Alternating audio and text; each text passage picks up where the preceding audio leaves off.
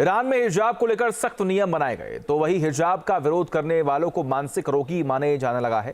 लिहाजा ऐसे लोगों के लिए अब हिजाब क्लिनिक खोला जा रहा है। क्या है हिजाब क्लिनिक, देखिए रिपोर्ट।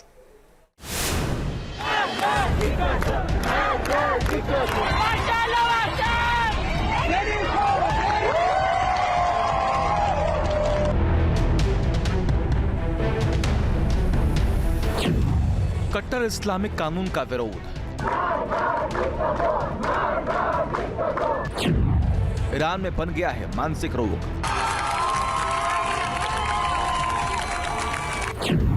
पर्देदारी का विरोध, ईरान में बीमारी। हिजाब क्लिनिक खोलने की तैयारी।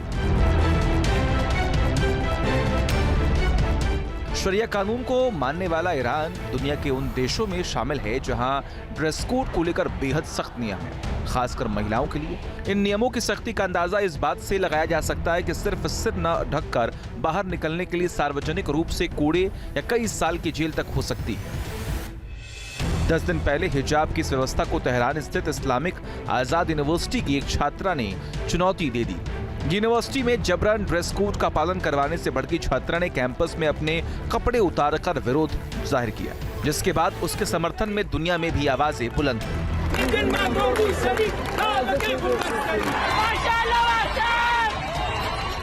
2 साल पहले भी हिजाब से संबंधित ईरान में सख्त कानून पूरी दुनिया में चर्चा का विषय बने। सितंबर 2022 में महसा अमीनी को ईरान की मोरल पुलिस ने हिजाब ढंग से न पहनने पर हिरासत में लिया था। हिरासत में ही महसा अमीनी की मौत हो गई। पुलिस पर उसकी पिटाई का आरोप लगा, जिसके बाद ईरान सुलग उठा। एंटी हिजाब कैंपेन ने ईरान सरकार की नींव हिला दी। हालांकि तमाम विरोध के बावजूद ईरान में पर्देदारी और हिजाब की व्यवस्था में किसी तरह का बदलाव नहीं हुआ और न ही महिलाओं को नियमों में कोई ढील दी गई। अब तो हद ही पार हो गई। ईरान में हिजाब के विरोध को मानसिक रोग बता दिया गया।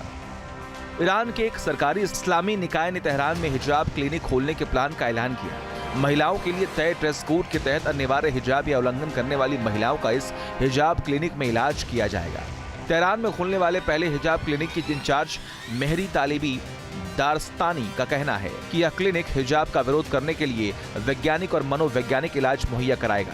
ईरान के पहले हिजाब क्लिनिक के इंचार्ज दारस्तानी का कहना है इस सेंटर की स्थापना हिजाब का विरोध करने वालों के वैज्ञानिक और मनोवैज्ञानिक इलाज के लिए की जा रही है, खास तौर पर टीनेज जनरेशन, युवा वयस्क और वो औरतें जो अपनी सामाजिक और इस्लामिक पहचान की चाह रखती हैं।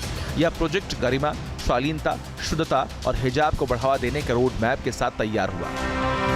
तालिबी दारस्तानी इससे पहले भी कई बार विवादों में रही हैं। उन्होंने स्टेट टेलीविजन पर बाल विवाद का समर्थन और प्रचार भी किया था। दारस्तानी कार्यालय ईरान के promotion of virtue and prevention of vice headquarter का हिस्सा है।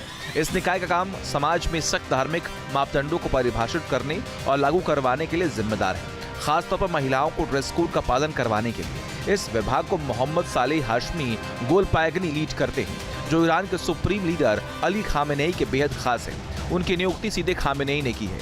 2023 में अमेरिका, ब्रिटेन और यूवी ने सालेह हाशमी को मानवाधिकारों के उल्लंघन का दोषी मानते हुए कई अन्य संस्थाओं और व्यक्तियों समेत प्रतिबंधित किया था। अब ईरान में हिजाब के विरोध को मानसिक रोग बताने का विरोध शुरू हो गया है। ईरान के प्रमुख एक्टिविस्ट और मानवाधिकारों की वकालत करने वालों ने हिजाब के विरोध को रोग बताने के सरकारी प्रयास का विरोध जाहिर किया। उन्होंने सरकार के इस प्रयास को अपमानजनक और विरोध को तोड़ मरोड़ कर पेश करने वाला करार दिया है। 45 साल पहले तक ईरान ऐसा नहीं था।